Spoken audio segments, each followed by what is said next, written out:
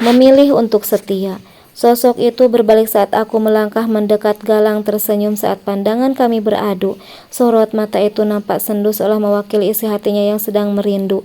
Sementara aku masih tertegun melihatnya. Dari mana dia tahu tempat tinggalku? Apa kabar? Tanyanya sambil berjalan mendekat. Aku masih menutup mulutku dengan rapat. Entah mengapa sesekali bilang kalau semua baik-baik saja, atau mengatakan kalau semua sedang kacau termasuk hatiku. Kamu kenapa? Tanyanya sambil berusaha menyentuh pundakku. Namun gegas aku menghindar membuatnya menautkan kedua alisnya. Mungkin dia heran dengan sikapku. Sekarang aku sudah menjadi istri orang, jadi sudah seharusnya aku menjaga sikap. Bagaimana kamu bisa tahu alamatku? Tanyaku yang masih menatapnya tak percaya. Setelah sekian tahun kini dia muncul kembali. Lelaki itu kembali tersenyum. Gampang itu, tadi ke rumahmu yang dulu.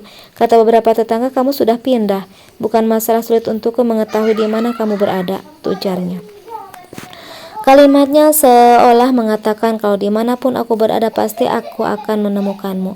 Mungkin jika itu diucapkannya untuk pujaan hati, sungguh dapat dipastikan kalau sang kekasih akan sangat bahagia. Oh, pasti banyak yang mereka ceritakan. Tidak juga, kamu tahu kan aku tidak suka bergosip. Kilahnya yang membuatku sedikit tersenyum. Aku mau ke rumah sakit, Lang. Sebaiknya kamu pulang saja. Pintaku, siapa yang sakit?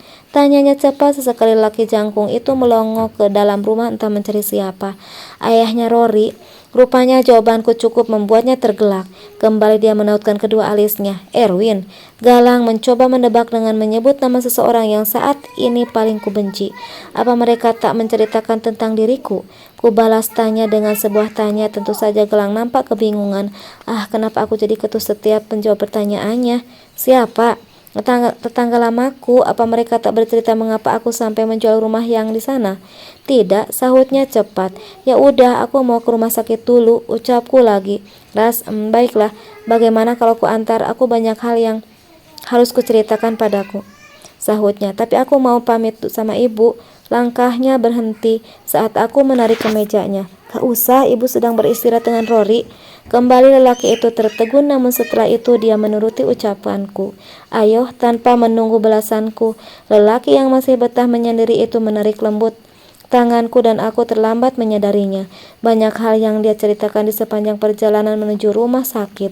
Rupanya dia sempat sakit selama beberapa bulan di sana saat dia menolak lamaran seorang ketua adat untuk dijadikan menantu. Kenapa ditolak? Bukannya gadis asli sana itu cantik-cantik? Bukan soal cantik atau tidak cantik, tapi masalah tempat. Kan masih di Indonesia, jadi tidak terlalu jauh lah, sahutku memotong ucapannya. Bukan tempat itu yang kumaksud, Ras, tapi tempat di hatiku yang sudah penuh oleh seseorang. Sebenarnya aku ingin tanya siapa, tapi ada rasa enggan saat hendak mengucapkannya. Ras, ceritakan tentang ayahnya Rory. Apanya? Semuanya. Aku tak ingin kamu terjatuh untuk yang kedua kalinya. Ku biarkan pertanyaan itu, biarlah dia sendiri yang menilai saat bertemu dengan Mas Ilham. Sampai di rumah sakit, aku segera melangkah menuju bangsal yang ditunjukkan oleh petugas resepsionis. Rasa gugup semakin menjadi saat petugas tadi bilang kalau Mas Ilham sedang dirawat di ICU. Sampai di ruangan yang tertutup itu, langkahku lemas seketika ketika tanpa sengaja mendengar ucapan beberapa petugas yang mengatakan kalau korban penusukan sedang dalam masa kritis. Hubungi kantor polisi dan keluarganya. Seseorang petugas memberi perintah. Tak lama kemudian ponselku berdering. Halo, ucapku gugup. Dengan keluarga Bapak Ilham? Aku tak menjawab, namun melihat pada petugas yang berjaga dan sedang menggenggam ganggang telepon. Gegas aku menghampirinya. Mbak, bagaimana keadaan suami saya? Tanyaku dengan suara keras dan bergetar. Ibu, saya istrinya Bapak Ilham, Mbak. Mendengar jawaban dariku, petugas itu meletakkan ganggang telepon lalu segera mengajakku masuk ke ruangan khusus ini. Ini istrinya, Dok, ucapnya pada seorang dokter yang tengah memeriksa Mas Ilham. Namun sebuah gelengan membuatku berteriak cukup histeris. Tidak, teriakku melengking panjang lalu mengguncang tubuh Mas Ilham yang sudah pucat dan dingin. Berkali-kali memanggil namanya dan mencium pipi bahkan bibirnya. Tidak, Mas, tidak. Setelah itu gelap yang kurasakan. Aku terbangun langsung mencari dan memanggil Mas Ilham. Sabar, sabar, ucap ibu dengan suara bergetar. Wanita itu seperti biasanya akan menguatkan dan menghibur diriku, walaupun sebenarnya dia juga sangat bersedih. Ibu, ini tidak mungkin kan, Bu? Tidak mungkin. Di mana Mas Ilham?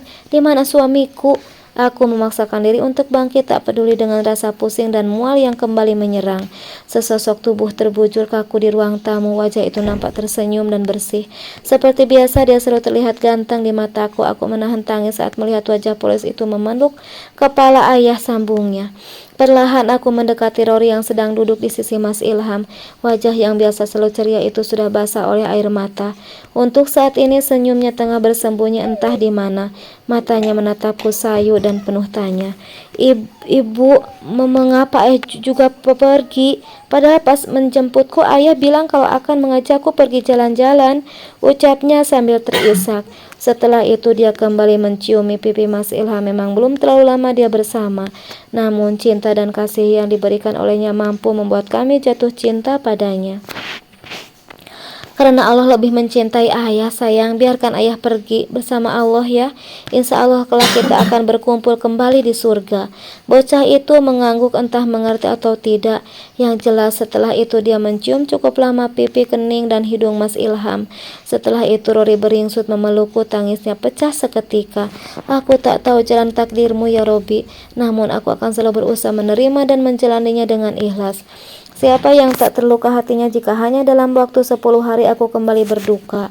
Demi Rory dan calon adiknya, aku harus kuat menjalani hidup ini. Karena hidup akan membuat kita dimatikan dan matilah yang akan membuat kita dihidupkan. Sementara kematian adalah ujung dari perjuangan, akhir dari kemenangan, dan pintu dari kehidupan. 5 tahun kemudian, masa-masa sulit sudah kulalui dengan langkah tertatih.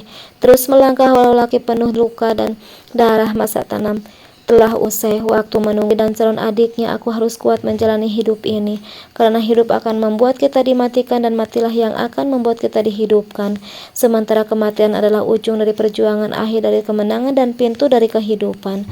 5 tahun kemudian, masa-masa sulit sudah kulalui dengan langkah tertatih. Terus melangkah walau laki penuh luka dan darah. Masa tanam telah usai, waktu menunggu tanaman itu tumbuh telah terlewati. Kini tinggal masa panen di mana pasti ada sukacita saat menyambutnya. Kak, ayo, teriak Laili, memanggil kakaknya yang masih memakai sepatu setelah dia sudah siap di atas motor metik yang sudah ku menyalahkan mesinnya. Sebentar, putri cerewet, sahut Rory tak mau kalah. Setelah itu dia bergegas naik di belakangku. Dah nenek, kami berangkat dulu ya. Assalamualaikum, seru Laili penuh dengan semangat. Karena hari ini adalah pertama kalinya dia masuk playgroup. Waalaikumsalam, sahut wanita yang rambutnya sudah banyak yang memutih itu sambil melambai-lambaikan tangan.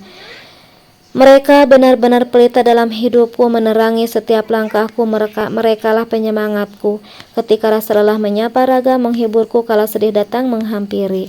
Setelah kepergiannya baru kutahui kalau rumah ini adalah milik Mas Ilham sendiri dan uang yang diberikan padaku waktu itu adalah uang pembelian dariku. Kata seseorang yang dipercayainya, dia tak ingin aku membeli rumah lainnya sementara sudah disiapkan rumah untuk calon istrinya.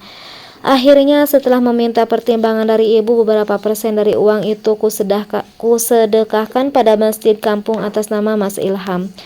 Sementara sisanya aku tabungkan atas nama Rory dan Laili.